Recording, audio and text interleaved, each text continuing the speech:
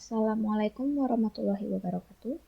Nama saya Desi Harlina Citra. Saya akan mencoba menjelaskan kembali dari video YouTube mengenai teknologi risk management.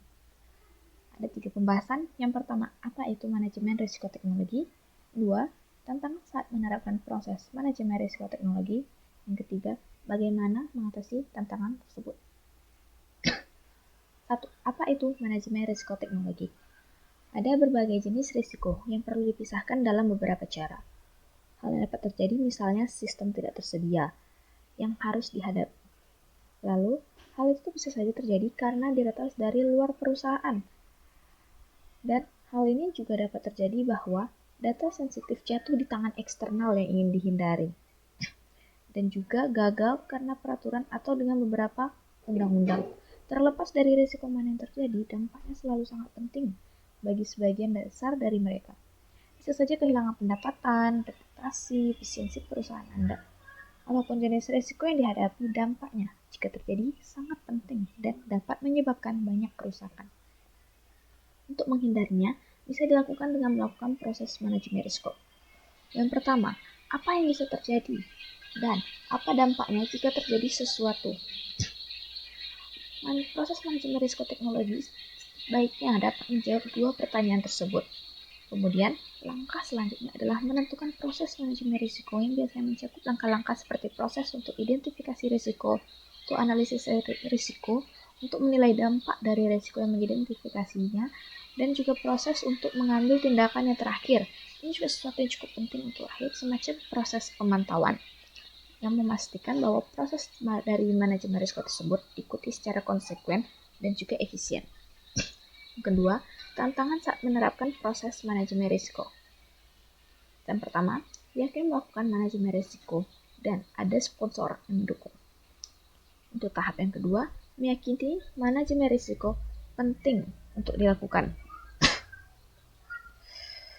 Membuat orang yakin tentang pentingnya dari manajemen risiko ini, serta juga harus dapat menunjukkan kepada mereka bahwa manajemen risiko ini penting dilakukan dalam sebuah perusahaan.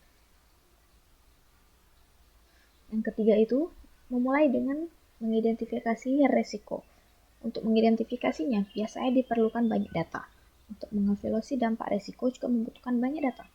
Ini mengharuskan mengidentifikasi semua sumber yang tersedia untuk data yang relevan dan memasukkan semua data ini ke dalam satu sistem analitik yang dapat memberikan sebuah gambaran umum.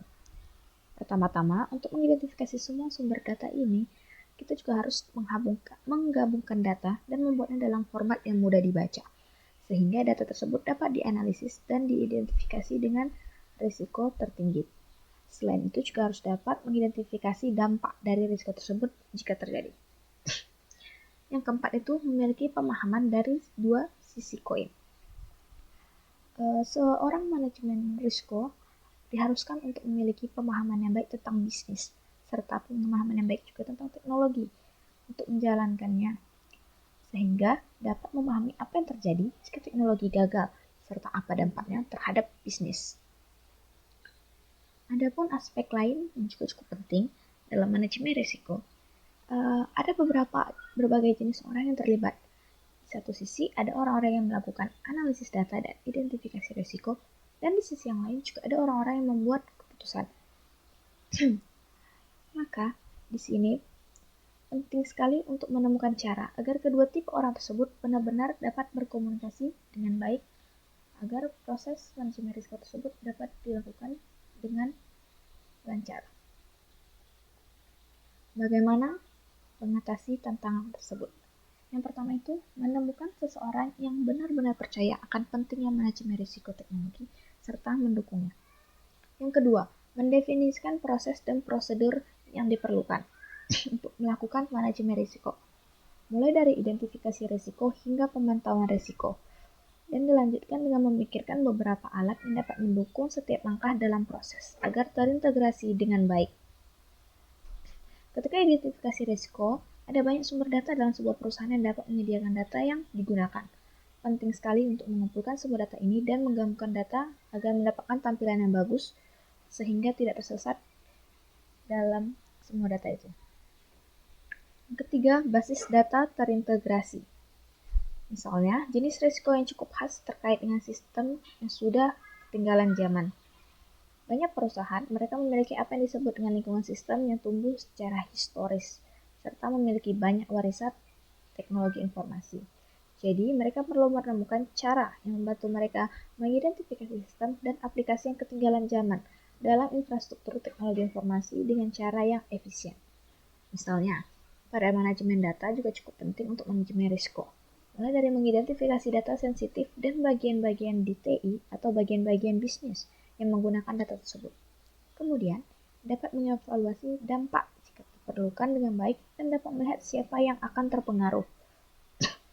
Untuk contoh kasus seperti itu, alat arsitektur perusahaan dapat membantu dengan memberikan gambaran umum tentang objek data mana yang dikelola oleh aplikasi mana.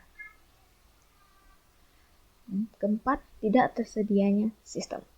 Untuk jenis risiko seperti ini, alat arsitektur perusahaan harus dapat terhubung ke sistem manajemen layanan TI dan perlu menunjukkan jumlah insiden yang terkait dengan aplikasi atau komponen TI tertentu.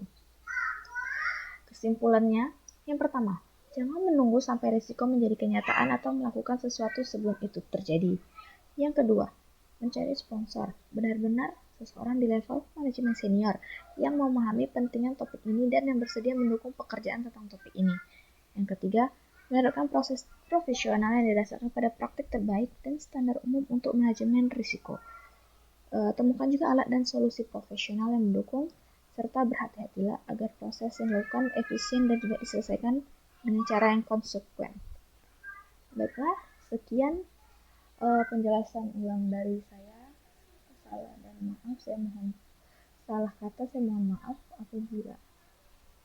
Sekian dari saya. Assalamualaikum warahmatullahi wabarakatuh.